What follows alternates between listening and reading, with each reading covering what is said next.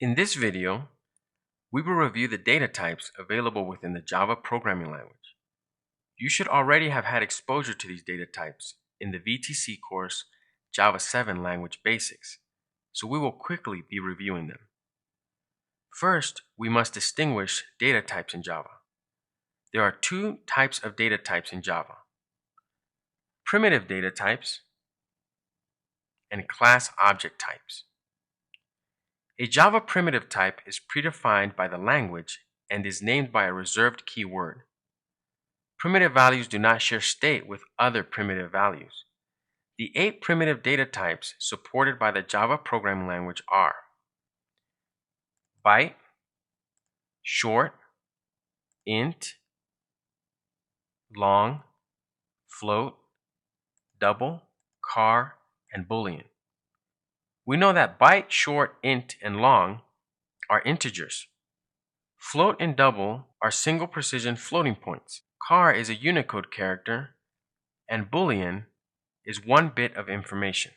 There are 2 good reasons to use primitives instead of objects where possible. Number 1 is clarity.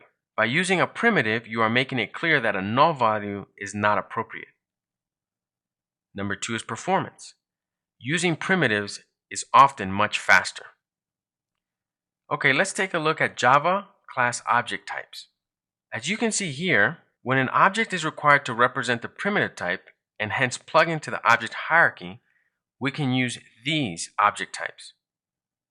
The wrapper classes are used extensively with collection classes in the Java util package and with classes in the reflection package. Here we have some primitive data types represented as objects in Java: byte, short, integer, long, float, double, character, and boolean. Here we have our class types that have not been initialized or given any value. We must be careful to always initialize object types to prevent null pointer exceptions in our programs. There are 3 different ways to initialize our objects: using a string, a primitive type, or the method value of. Let me demonstrate this.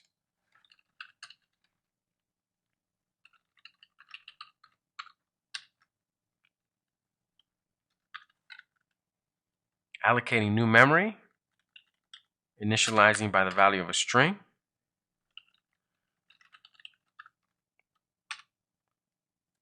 We're going to create a new short object using the primitive data type short.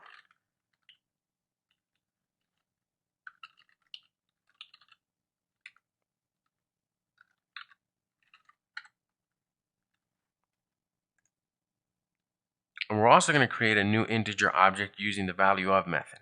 Now here's a performance tip. Classes and objects have some overhead associated with them. They offer generality at the cost of inconvenience in digging out the value. And there are some space costs as well. Here's an advanced performance tip. When the need arises to use your value as an object, use this method, value of, because it uses a pool of objects which for performance reasons is preferred over to allocating memory using the new object. Now let's take a look at atomic classes. With Java 5.0, additional wrapper classes were introduced in the Java util concurrent atomic package. These classes are mutable and cannot be used as a replacement for the regular wrapper classes. Instead, they provide atomic operations for addition, increment, and assignment. Atomic variables which can help us to write lock-free and wait-free algorithms which were not possible prior to Java 5.0. The atomic wrapper classes and their corresponding types: atomic integer, atomic long, atomic boolean, and atomic reference. We will discuss these atomic wrapper classes in greater detail in Chapter 12, Threads and Concurrency. Now let's run our program.